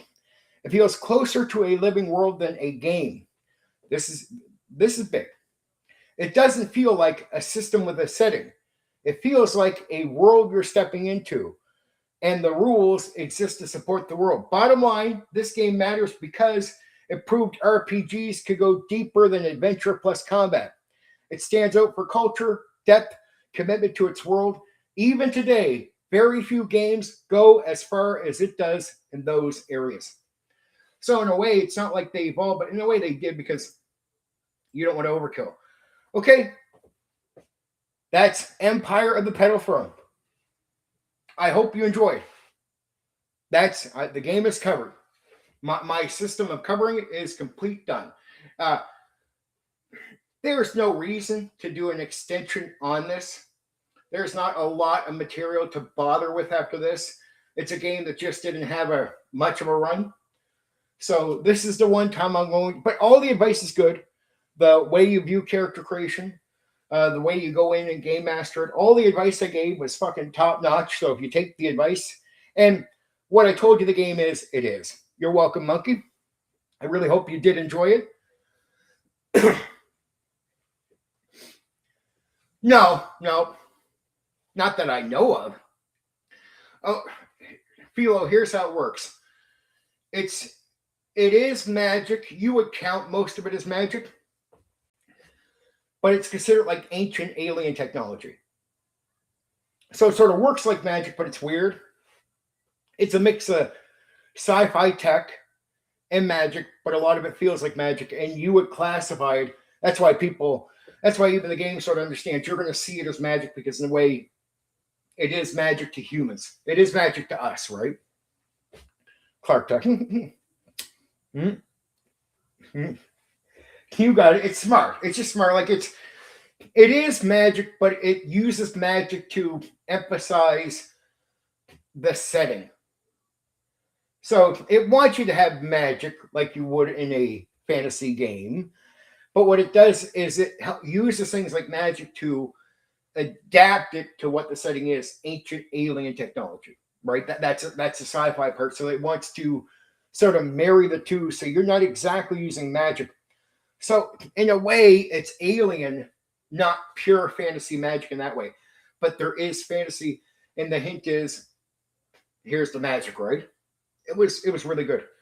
Now tomorrow, the Call of Cthulhu, I tell you guys, it won't be a lot of repeated stuff like this. And I know this is challenging to get through this one, but it's worth it. It's quality to have this out here, because I would love people to try this. Like, I know it's intense, but I'd love to see people try this. I'd love to see a game master that can take the lore dump on their head. You got to find a game master that's going to give a shit about this. And then you got to get players that are going to fucking pay attention and try it out. And what you learn socially, and even some of the aspects from this, you can take over to D&D. So I remember making certain places, like social places, where it's all influenced by how you speak to people is important, all taking from this type of game, right? Yeah, it's very interesting, and it's going back to simulation philo. So remember, a lot of the old school is simulation, but when I say simulation, it's what kind of simulation. So there's a simulation of real social structure. So whatever it is, it tries to simulate that perfectly. So it really is important. If you say the wrong thing to the person, it can cut you up. But if you say the right thing, it can get you better gear, open things up. So you can't have people that want to avoid social interaction. There's some people out here, I guess, when I got online, and I've seen a bit of it in person, where they do third person merchant trading, but they still do some interaction. I heard some people online say, I just never seen it in my life when I was younger. People all did some form of social interaction, even if you went to the merchant and you didn't do social interaction, there'd still be some. Yeah, and I appreciate that, Craig. It's ahead of its time, because you think most of that stuff would have, like, you hear about the development later, but in a way, it got a lot of its stuff right away. Where I would say it got it wrong was it's too much on that stuff to appeal to hardcore for long-term and continuous play. What other games did with the inspiration from it was quite clever later. A lot of them use the ideas from that. And the designers that make the games later are like people that are war gamers and stuff like that. These are not linguistic experts. So the chance that they were going to make up these ideas on their own was very limited. So it's a way of having a linguistic expert come in and show amateur designers things that they probably wouldn't be able to learn or understand otherwise. And then they get to adapt that to their games, right? 1975. And the world is made. Here's what's weird. The guy already makes the world pretty much most of it in the 40s. So when D&D came out, he looked at D&D and went, I want that. I want that. Whatever that game is, I can adapt that to my world and turn that into a game. And he went to TSR, because TSRs, they're the ones that put it out. And he said, here's my world. I want the rules. And what it proves right away is you don't need token. And it's not all about like action and stuff like that, right? It is about socializing. And a lot of the stuff, as you guys know, I said tonight, you might have heard me say a lot of the stuff about other games. Well, trust me, a lot of stuff that was similar to other games, you probably wouldn't have even heard about being in other games if it wasn't for this. And sci-fi, that's another thing. As Craig points out earlier, called it out right away before I even had a chance to really say it, was because of the timeline. There's D&D 1974. It comes out in 1975. It is officially the first sci-fi tabletop role-playing game to exist, if you count D&D as the first tabletop role-playing game. Now, nerds will always pick that apart, but if you're willing to say D&D 1974, if we count that as being the first official tabletop role-playing game, we just count that as what it is. In 1975, sci-fi, this game comes out. And so it would be considered the first sci-fi tabletop role-playing game ever. Ever. And I like, see, it's right. Here's what makes the game good for players that are thinking players. It's not to brag, guys. I'm not trying to brag. But if you can get a game master like myself that can handle the lore dump and then run the culture correctly with all the things I talked about, that's when it becomes interesting. And just think of it this way. You don't have to have the big lore dump as a player. It's okay to fall on your face socially, but it's almost in the D&D sense. You know, as a first-time player in the dungeon, when you meet the monster and the monster kills you from being careless, but you're just a new player, what happens? Character death is normal. You learn, you play the next character, and through player knowledge and player skill, now you know not to be careless, right? That's how you learn. In this game, it's treat socializing like a social dungeon in the town. And your social mistakes are like running into the monster. You learn your next time, or maybe even the same game. That character going forward doesn't just get careless. I remember novels being published about 10 years later and assume that TTR accompanied them, not the other way around. Okay. Oh, my kitten's going crazy. Relax, kitten. Yeah. Accompany them, not the other way around. It is the other way around in most cases. It's a lot of ideas were come up for novels and stories, and people just nerds. How do you nerd out? And this is what I would say about this guy, Mar Barker. How do you nerd out with these ideas? You're gonna, like, you want to create a world. Do you know how many people wanted to create worlds before there was tabletop role-playing games, but never really had the reason outside of writing a story? But if you went back and talked to Mar Barker didn't want to write a novel. He in a way, you'd think he would, but it's almost like he wanted to make a world for people to use. You want to know why I will work on that, monkey? It's just some cats can be steady and stay around. Some nights I can get him to stay around. I have a few videos up. If you do like cat watching, I do a few videos where I actually get him to stay still. I could work on it, right? But he could be so fidgety. And then when he leaves the cat cam, that's it. He's gone. But yeah, I can check where he's at. No, he's not even there. He'll cry for a second, then run off and go play. So he'll be upset for a moment and then not care right away. He's like a dog in this way, like, squirrel, gone. And happy, not unhappy, happy. So I never worry too much about him because he gets treated like a king by me, right? I take care of him really well, right? But in these moments, it's hard to get him to stay still. He's a crazy little kitten. Cute but crazy, right? Cute but crazy. But yeah, I when you talk about novels and games, I still like the old novels where it's a novels where you turn the page for the game thing, especially sci-fi.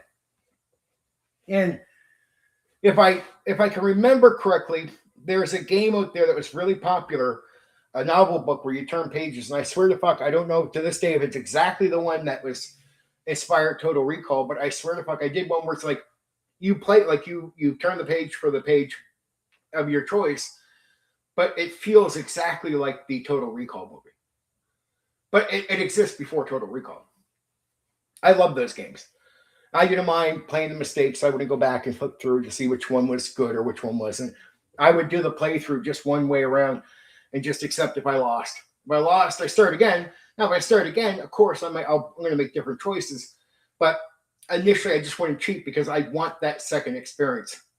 I wouldn't want to, I failed, and then go right back to the choice and choose the good one and go from there. I'd be like, no, I want to start again. And I didn't mind rereading stuff. Again, that's why I was good at lore dumps and reading and taking things in. It's why like a lore dump for this game wasn't bad, but it's this game comes to life and is everything players would want it to be. The Petal game here, if you got a game master that can handle lore dump. That's it. You're left on game master, right? Yeah, I would say way closer to Dune, way closer than Star Wars. It has a Dune feel, definitely with the alien stuff. Definitely has that.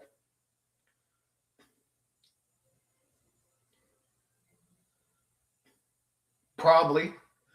I mean, Call of Cthulhu, Philo. You've already heard me say it. I am covering that tomorrow night, right? That's such a big game. It will be a different rundown than this one. It will feel different, be more exciting. There's just this one is exciting in its own way, but it's for a certain type of player. So the people that this would appeal to when they hear this, I know they're going to like it. For other people, I hope they're just interested in it and go, "Oh, that was entertaining." Right? And interesting to learn about this. I hope that's how people take it in. But this one is worth doing, even if I don't get a bunch of fanfare on this one. Right? I just think it was so worth doing because it does explain the history of a lot of stuff,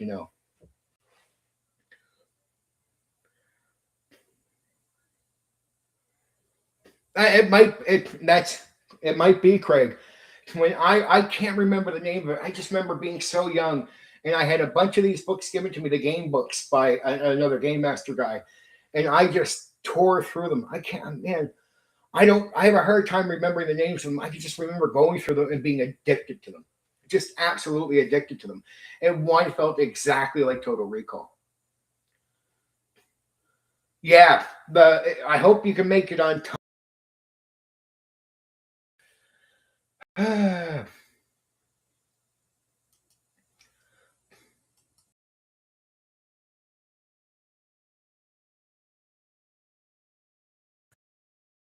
Let's just say that it's not really a bad thing that there's one last bump. It's not really a bad thing that there's one last bump before this is all over.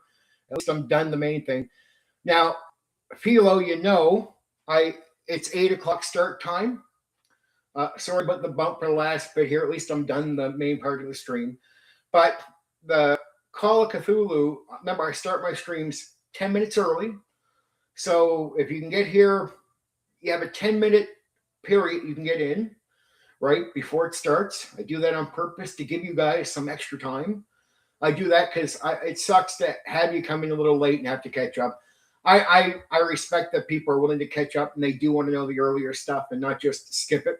That's cool. I get it. That's why you speed through some of it. But yeah, if you can get here, you can come 10 minutes early, but you got a 10-minute period, 10 to 8 my time. Like right now, it's 9:32 p.m. my time. So it starts at 8 o'clock my time, but really I start at 10 to 8. So I don't start into the topic, though, until 8 o'clock. So when I say it starts at 8, that's true. The first 10 minutes is just to give you guys time, just to get in here, settle down, and be here for when I drill into the topic. Call of Cthulhu is going to be different, way more fun in certain ways because I think it's open to a lot more players. A lot more people like Call of Cthulhu and the games around that, right? Interesting. Times are different. I don't know exactly where. Oh, yeah, you're in Norway. It's right. It's a little later for just like Black Rose, right? Mm-hmm. That's the adjusting time to entertaining the world. It is weird that you're entertaining people. Like there are the odd people from Australia that sometimes will check out my stuff, but man, it's a screwed up timeline for them to come here. I don't know exactly, but it's really like early in the morning sometimes when I've talked to them a little later into a stream.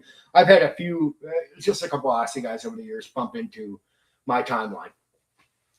I do 8 o'clock because realistically, given the work time I have, because I work in the day, like mostly do all my stuff in the daytime. That's on purpose. I work daytime. I do nighttime mix of I have the time, and it's between 8 and 10. So I can do maybe up to like 11 o'clock, even go as far as midnight and still have enough time to sleep before I got to do stuff the next day. So I don't mind that type of time. And the adjustment to 8 o'clock is to get rid of the background noise. I don't have a professional studio. So for me to give you a stream where there's not a shitload of noise, in a very unprofessional way of streaming, that happens. Now, in the odd times when I got time off and I got the energy, like I had time off around a certain event that I had time off for, but I never did the event because there was drama around that. So I had time off for an event, which I didn't even know I was going to get till like the last minute. They were like, you can do the event. Here's time. I was like, it's too late for the event because drama and lies, but sure, I'll take the time off. And I did, the first time I did it in a long time was a daytime, early morning, pretty much stream. Now, the only other time you'll see odd times for streaming is if I ever go back to interviews. If that ever happens again, I don't know. But I'm willing to adjust time for interviews. All right. So I just know this is my time, but I know some people like, there's a guy I would love to get on here. And I'll go dig at him again and see if I get a response again, which is a guy named Ruinslinger, because he's so unique. And he loves a lot of games you guys love. And he'd probably be surprised at how many guys I drag into my audience, because he's a guy who sees himself in his crew, his sort of circle on the tabletop role-playing game hobby. He sees him and his group or his circle as separate from your generic D&D people.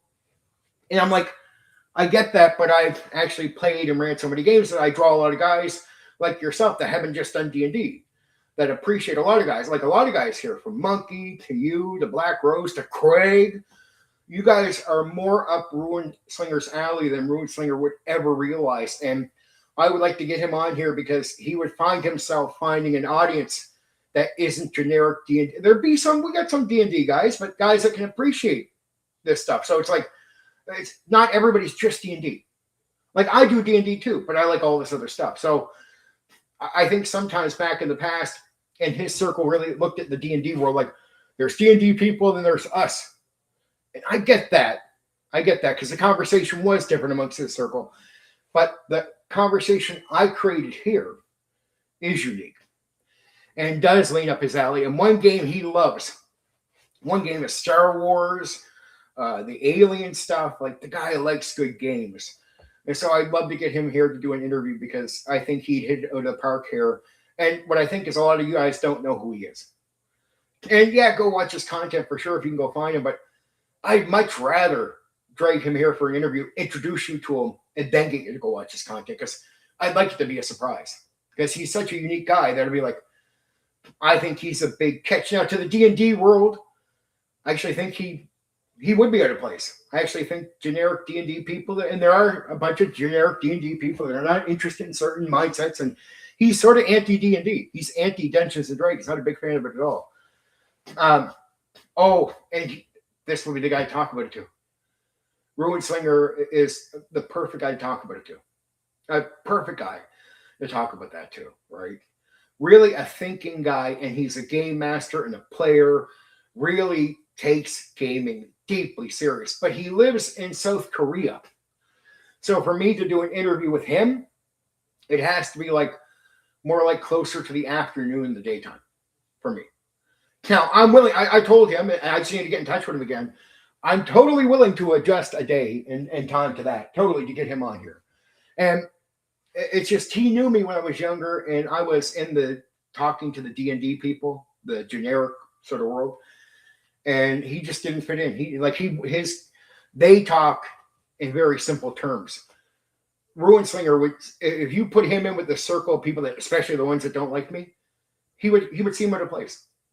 And he doesn't like the attitudes. He's a very sophisticated guy, very proper speaking, right? Doesn't mean he can't joke around. He's not so stiffy as a stick up his ass, but he's just not like he's not like your redneck. If you know what I'm saying, he's not like that type of toss around language guy. And he likes, when he talks about tabletop role-playing games, you take it serious. And I actually enjoy his talks. That's why I followed his content for years. Now, he knows that, right? He knows I follow him for years. But he almost counts me as someone who separated myself a little bit from the D&D generic world and talked to them. And he still had a hard time separating me personally from the D&D stuff. But now it's been years and years. And I would love to get him on here. And I think he would. But it's just hard to get him on here because he's so busy. I just need to try to talk to him again. I need to give it a go. I tried talking to him before, but it was challenging, right? Oh, Chris G. Well, if you've been around or just showing up, either way, always happy to see you, Chris G. And I'll do my best, but I mean, I think your axe friend it's just that's not into talking to me. So I think yeah, Runeslinger. Mm-hmm. Actually, go dig in. And as much as I love to do the interview first, but if you want to know about Alien, search his stuff on Alien. He covers it. He got you covered, and he does a fucking mint job. Mint job. But you'll see what I mean. Go listen to him. When I say sophisticated and a serious thinker, takes games serious, no worries, Chris G. No worries, buddy. Call of Cthulhu tomorrow, though. It's 9:40 my time. It's 8 o'clock start time. I start 10 minutes early. So, Chris G, you can get here 10 minutes early and just be in before I start onto the topic at 8 o'clock. Tomorrow is Call of Cthulhu. 160 hours. Like I'm at 2,840. So it's 3,000 to get the button and the membership stuff. I don't like begging though. I think I should just earn it through putting out good content that you guys want to sit through and watch. But in reality, if people wanted to know how they could help me, people that support what I'm doing here, if you could put content on the background and play it. Like if all of you could play a little bit of the content videos and just let them play through, that helps bump me up. I'm so close to the 3,000 that would definitely put me over probably in a day or so. I wouldn't have it tomorrow, but most likely I could have it sometime in the week coming up if people wanted to watch the content and really let things play through. It's because it's all watch time, as you know. So it's as Monkey is obviously well aware of. 3,000 hours. I'm at 2,840. So I'm 160 hours away from the super chat button and membership. That's where I'm at. So we'd love to get to the point where we can do that. Oh, Philo. Just Runeslinger talking about it is awesome. So go check the guy out for sure. I recommend him because I watch him for years, and I don't want to ever downplay his work. His stuff is mint. He does a lot of unboxing stuff too, but his coverage of games is fucking beautiful. Fucking beautiful.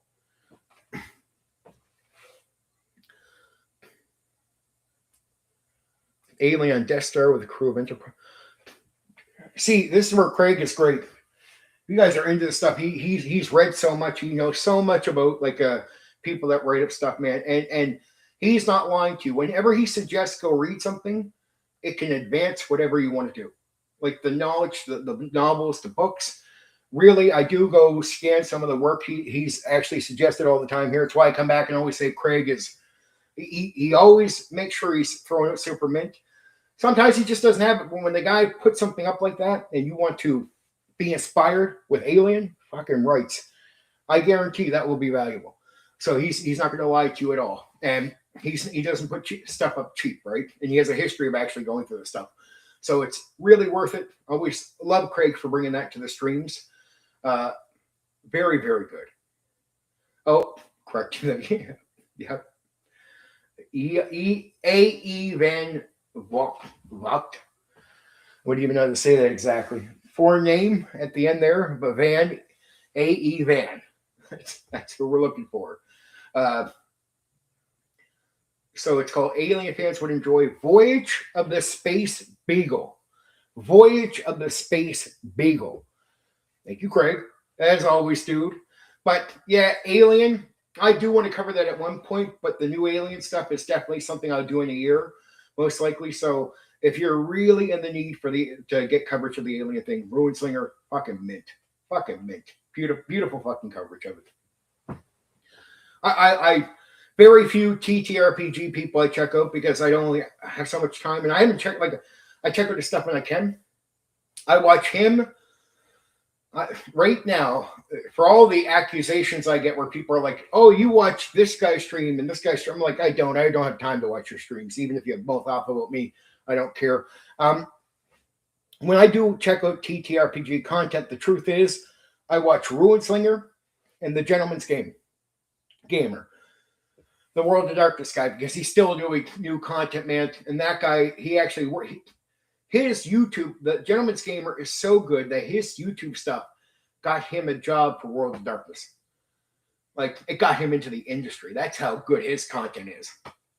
Ruinslinger, if he wasn't doing the work he was doing and lived somewhere else, I could see his work getting him into the industry. Probably has done work in the industries for, I don't know for sure though, right?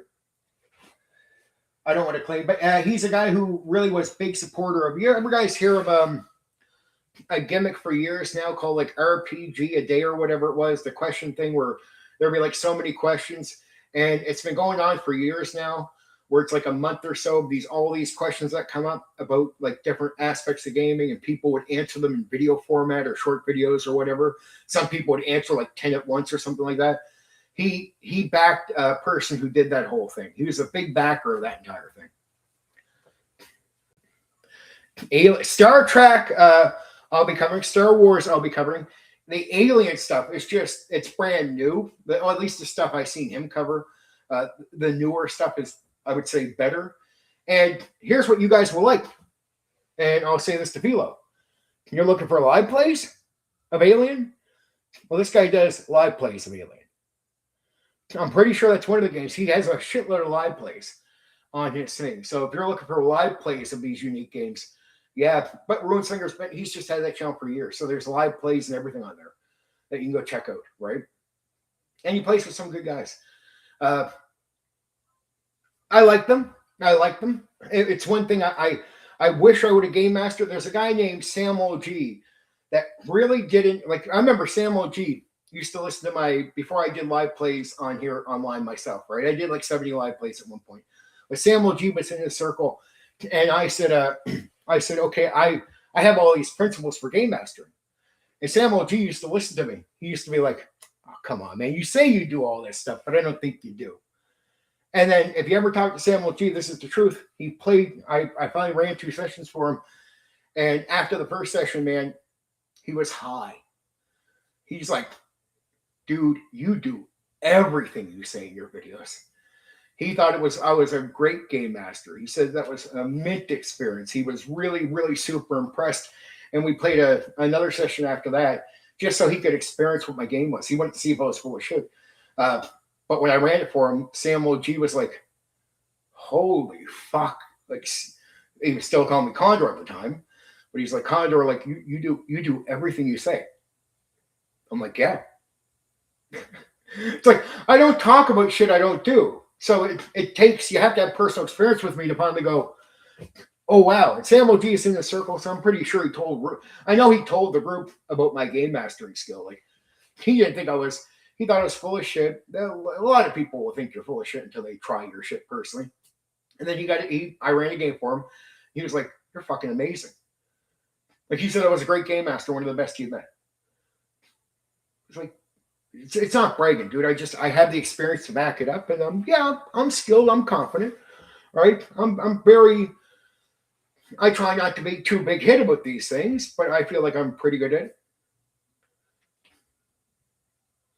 Yeah, he's played some games I think more recently, that's a thing for him.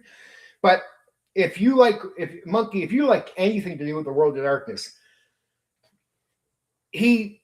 the world, especially his younger videos where he still has his old, like, he's an older guy now and he's more calm.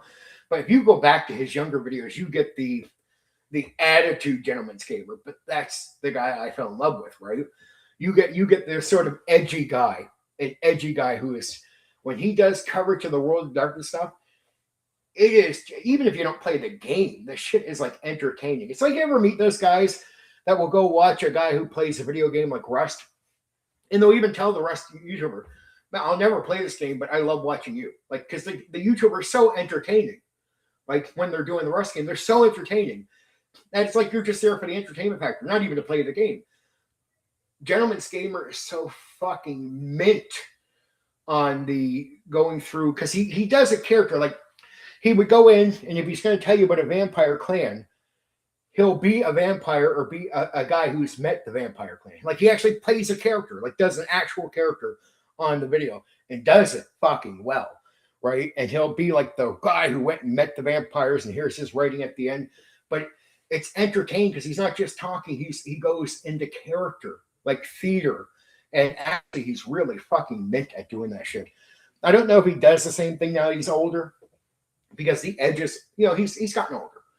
I think he'd be honest about that. He wouldn't deny that. He's just calmed down. But if you go back to edgy him, he would do theater. He would go into character, and he would deliver the lore of World of Darkness through characters, through being a vampire, through being someone who met werewolves. Fucking beautiful stuff.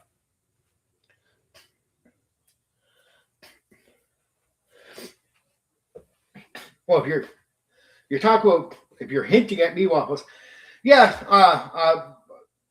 yeah. He's just the guy was surprised because I put him into a sandbox, and Samuel G was just surprised that I did little things to make the world feel alive. Like he just couldn't believe I do so many small things just to make things. And the principles I have, when you hear me talking about DMing and I give advice, you might think, yeah, sure you do that. I do. I really do. And when I tell people I ran thousands of sessions, they think, yeah, you're full of shit. You probably haven't ran much at all. Sam OG had that attitude too. He's not, there's no fucking way. You talk too high and mighty about game mastering. Like, man, you've had to have ran thousands. If not, you're probably full of shit. And you're more likely full of shit. That's what he thought for sure. Samuel G has a channel. You can find Samuel G's connected to Ruin Slinger. But he really thought I was like one of the many guys that think I'm full of shit. He went in to play my game. He played 2 sessions, and he was like, after the first one, he was like, just high as a kite. High as a kite. I know I improved him as a gamer. I know I improved him. Like, I improved him because he just could not believe these things could be done as proper as I did them. And I did them like breathing air. It's not about bragging. It's about, I've done this so many times that I can't fuck it up. It's like working at a job. When you've done something so many times, you do it. You just do it. It's not bragging. It's not attitude. It's just, you just do it. And I did have 70, sadly, because previous channels I lost. I had 70 live plays up. 70. But I had the channels reported.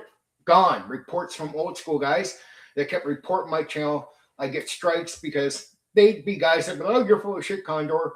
Just like a lot of guys. And they'd be, I don't know, jealous or whatever the fuck. I don't know how to even take it. And I try not to get a big hit about it. But they put reports like, oh, he's doing hate this and this. And I get a strike. But at the time, I couldn't talk to X. I couldn't talk to YouTube.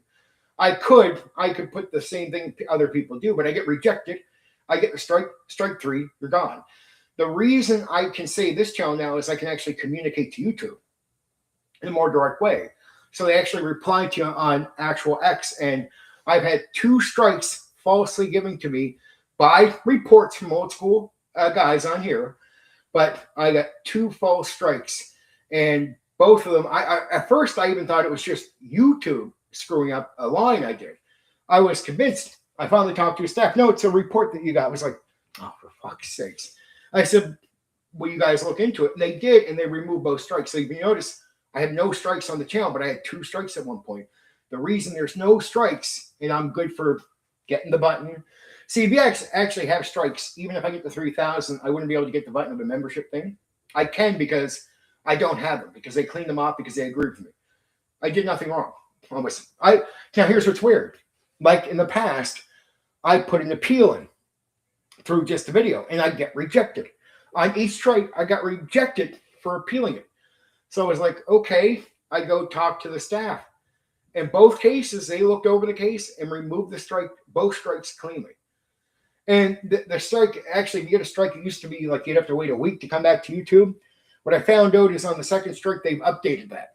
So now if you get a strike, before you can come back and make content, you got to wait 2 weeks.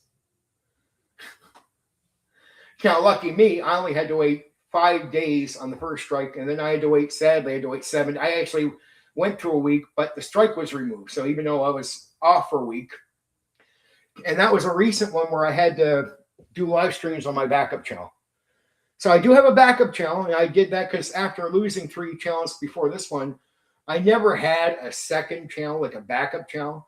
Now I have a smaller backup channel where I can at least, at the very least, even if I got some trouble on here that I need to get, like a false strike and I'm getting it cleaned up, I can at least still provide you guys content. I can still put out videos and feed you guys that. I can still do the live streams through that channel, right? So if there's trouble, right? Before my strike gets removed. But at least now, with talking to the YouTube staff, I can protect this channel from getting dead. So I feel way more confident this channel will grow, and I'll be here with this channel. It's sad because my first channel I actually got up to thousands of people, and I had thousands of subscribers. Did it a cheap way, played yes man, fucking attack some people in the industry, did what other people do, and you grow pretty fast when you're appeasing that group. But again, I was saying things, giving advice, and criticizing certain elements of the game. And guys that take all that stuff personally will start giving you reports from the old school. And I had the old school audience and their YouTubers reporting my channel. And so it took a few old school YouTubers.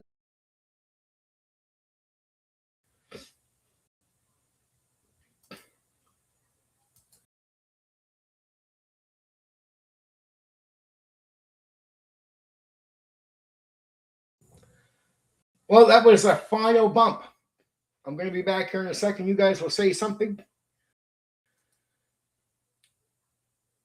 I am back. But back for a second. Back. I bumped out for a final time because I think that's going to be it. I'll have just to stick around for a moment. I'll finish this off and then I'll go because you guys seem pretty happy. Yeah, I am back. You guys seem pretty happy, and we will be all back together tomorrow night for Call of Cthulhu. And I'm always happy to introduce people to Ruin Slinger. Gentlemen, thank you, Monkey. Thank you, Philo. I'm always happy to introduce these guys because these are guys I still watch. Sam OG just doesn't do new content. Yeah, we'll burp back. Sam OG, you can find his YouTube channel. There's good content on there if you're new, but it's just old. He doesn't do new content on YouTube. I don't know if he ever will.